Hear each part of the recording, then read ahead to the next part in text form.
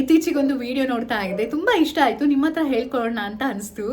ಅದರಲ್ಲಿ ಒಬ್ರು ಅಜ್ಜಿ ತಮ್ಮ ತಾಯಿ ಮಾಡ್ತಾ ಇದ್ದದನ್ನ ಹೇಳ್ತಾ ಇದ್ರು. ಅಂದ್ರೆ ಮನೇಲಿ ಏನಾದ್ರೂ ವಸ್ತುಗಳು ಖಾಲಿ ಆದಾಗ ಖಾಲಿ ಆಯ್ತು ಇಲ್ಲ ಅಂತ ಹೇಳ್ತಿರ್ಲಿಲ್ಲ ಅಂತೆ ಅವರು.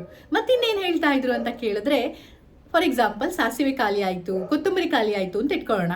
ಅವ್ರು ತಮ್ಮ ಗಂಡನ ಹತ್ರ, ನೋಡಿ ಮನೇಲಿ ಸಾಸಿವೆ ಹೆಚ್ಚಿದೆ, ಇವತ್ತು ಬರುವಾಗ ತಗೊಂಡ್ ಬನ್ನಿ ಅಂತ ಹೇಳ್ತಿದ್ರಂತೆ.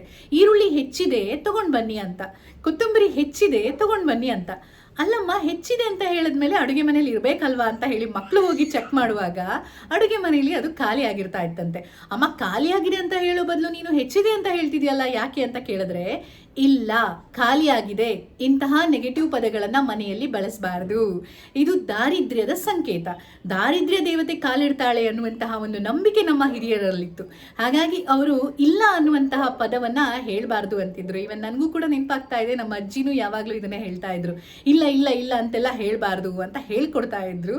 ಹಾಗೆ ಮನೆಯಲ್ಲಿ ಕೆಲವರು ಮಾತಾಡೋದಿರುತ್ತೆ, ಸಾಮಾನ್ಯವಾಗಿ ಮನೆಯಲ್ಲಿ ವಸ್ತುಗಳಿಲ್ಲ, ಅಥವಾ ಚಿನ್ನ ಇಲ್ಲ, ಸೀರೆ ಇಲ್ಲ, ಹಣ ಇಲ್ಲ, ಅಥವಾ ನನಗಿವತ್ತು ಮೂಡ್ ಸರಿ ಇಲ್ಲ, ನನಗಿವತ್ತು ಸುಸ್ತಾಗ್ತಾ ಇದೆ, ನನಗೆ ಕೆಲಸ ಮಾಡೋದಕ್ಕೆ ಆಗ್ತಾ ಇಲ್ಲ, ನನಗಂತೂ ಸಾಕಾಗೋಯ್ತು, ಅಥವಾ ಯಾವುದಾದ್ರೂ ಸಂಬಂಧಗಳ ಜೊತೆ ಅಂದರೆ ಜಗಳ ಆಡುವಾಗ ನೀನಂತೂ ನನಗೆ ಕಿರಿಕಿರಿ ಮಾಡೋದಕ್ಕೆ ಹುಟ್ಟಿದೆಯಾ, ಇದು ಸಾಮಾನ್ಯವಾಗಿ ಮಕ್ಕಳಿಗೆ ಬಳಸುವಂಥ ಪದಗಳು ನೋಡಿ.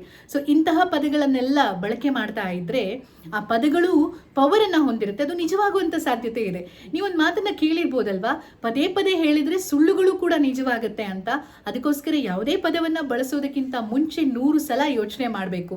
ಇವನ್ ಮಕ್ಕಳಿಗೆ ಬೈಯುವಾಗ ಸಹ ಯಾವುದಾದ್ರೂ ಒಂದು ಸಬ್ಜೆಕ್ಟ್ ಅಲ್ಲಿ ಅವರು ಹಿಂದಿದ್ದಾರೆ, ಓದ್ತಾ ಇಲ್ಲ ಅಂತಂದ್ರೆ, ನೀನೇನಕ್ಕೂ ಪ್ರಯೋಜನಕ್ಕಿಲ್ಲ, ಪ್ರಯೋಜನಕ್ಕೆ ಬಾರದವನು, ನೀನ್ ದಡ್ಡ, ನೀನ್ ಯಾಕಾದ್ರೂ ನನ್ನ ಹೊಟ್ಟೆಲ್ ಹುಟ್ಟಿದೆಯೋ, ನೀನು ಶತಮೂರ್ಖ, ನಿನ್ನಿಂದ ನನಗೆ ಮರ್ಯಾದೆನೇ ಇಲ್ಲ, ಇಂಥ ಪದಗಳನ್ನೆಲ್ಲ ಪದೇ ಪದೇ ಬಳಸ್ತಾ ಇದ್ರೆ ಆ ಪದಗಳು ಅವರ ಬ್ರೈನ್ ಅಲ್ಲಿ ರಿಜಿಸ್ಟರ್ ಆಗುವಂತಹ ಒಂದು ಅಪಾಯ ಇದೆಯಂತೆ.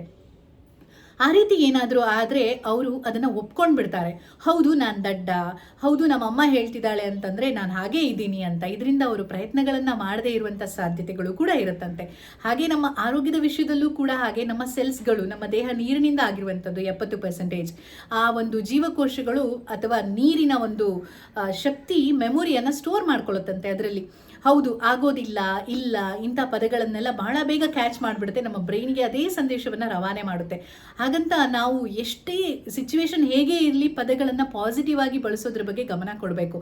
ನನ್ನಿಂದ ಆಗೋದಿಲ್ಲ ಅನ್ನೋದಕ್ಕಿಂತ ನನ್ನಿಂದ ಯಾಕೆ ಆಗೋದಿಲ್ಲ, ಆಗುತ್ತೆ, ನನ್ನಿಂದ ಸಾಧ್ಯ ಇದೆ, ಇಲ್ಲಪ್ಪ ಇವತ್ತು ಕರೆಕ್ಟ್ ಆಗಿದ್ದೀನಿ ನಾನು, ಎನರ್ಜಿ ಇಲ್ಲ ಅಂತ ಹೇಳೋ ಬದಲು ಇಲ್ಲ ಇಲ್ಲ ಎನರ್ಜಿ ಇದೆ, ಸರಿಯಾಗುತ್ತೆ, ಅದು ಯಾಕಾಗೋದಿಲ್ಲ ಅನ್ನುವಂಥ ಪ್ರಶ್ನೆಗಳನ್ನು ಪದೇ ಪದೇ ನಮಗೆ ಹಾಕೋತಾ ಇರಬೇಕಂತೆ. ಆಗ ನಮ್ಮಲ್ಲಿ ಇಲ್ಲದೆ ಇರೋದು ಕೂಡ ವಾಪಸ್ ಬರುವಂತಹ ಒಂದು ಸಾಧ್ಯತೆಗಳಿದೆ.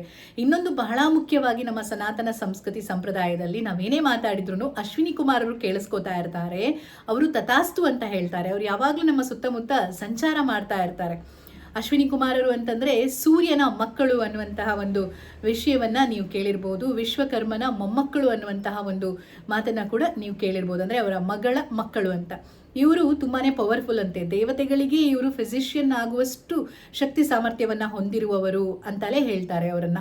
ಅಂತಹ ಅಶ್ವಿನಿ ಕುಮಾರರು ಯಾವಾಗಲೂ ಲೋಕ ಸಂಚಾರದಲ್ಲಿರ್ತಾರೆ. ಹಾಗಾಗಿ ಮಾತುಗಳನ್ನ ಆಡುವಾಗ ಜಾಗ್ರತೆ. ಇನ್ನು ಸಂಜೆ ಹೊತ್ತಿಗೆ ಕೆಟ್ಟ ಮಾತುಗಳನ್ನ ಆಡಬಾರ್ದು, ಮುಸ್ಸಂಜೆ ಹೊತ್ತಿಗೆ ಅಂತೆಲ್ಲ ಹೇಳ್ತಾರೆ. ಇದು ಸಂಜೆ ಅಂತಲ್ಲ, ಎಲ್ಲಾ ಟೈಮಲ್ಲೂ ಕೂಡ ಅನ್ವಯವಾಗತ್ತೆ ಅಂತ. ಹಾಗಾಗಿ ಈ ಪದಗಳಿಗಿರುವಂತಹ ಪವರನ್ನ ಯಾರು ಅರ್ಥ ಮಾಡ್ಕೊಂಡಿರ್ತಾರೋ ಅವರು ಪದ ಪ್ರಯೋಗವನ್ನ ಚೆನ್ನಾಗಿ ಕಲ್ತಿರ್ತಾರೆ. ಅಂತಹ ಚೆನ್ನಾಗಿ ಕಲ್ತಿರುವಂತಹ ವ್ಯಕ್ತಿಗಳಲ್ಲಿ ನಾವು ಒಬ್ರು ಯಾಕಾಗಬಾರ್ದು ಅಂತ. ಸೊ ಇದು ಅಜ್ಜಿಯ ವಿಡಿಯೋ ನೋಡುವಾಗ ನನಗೆ ಮೂಡಿದಂತಹ ಒಂದಿಷ್ಟು ವಿಚಾರಗಳು. ಯಾವಾಗಲೂ ಅನಿಸಿಕೆ ಅಭಿಪ್ರಾಯಗಳನ್ನ ಹೇಳ್ಕೊತಾ ಇರ್ತೀನಿ, ಮತ್ತೆ ನಿಮಗೋಸ್ಕರ ನೆನಪು ಮಾಡ್ತಾ ಇದ್ದೀನಿ ಅಷ್ಟೇ. ನಿಮಗೆ ಇಷ್ಟ ಆದರೆ ಖಂಡಿತವಾಗಿ ಅಳವಡಿಸ್ಕೊಳ್ಬಹುದು. ಅಂಡ್ ಹಾಗೆ ವಿಡಿಯೋ ಇಷ್ಟ ಆದರೆ ಲೈಕ್ ಮಾಡೋದನ್ನ, ಕಮೆಂಟ್ ಮಾಡೋದನ್ನ ಮಿಸ್ ಮಾಡಬೇಡಿ, ಓಕೆನಾ?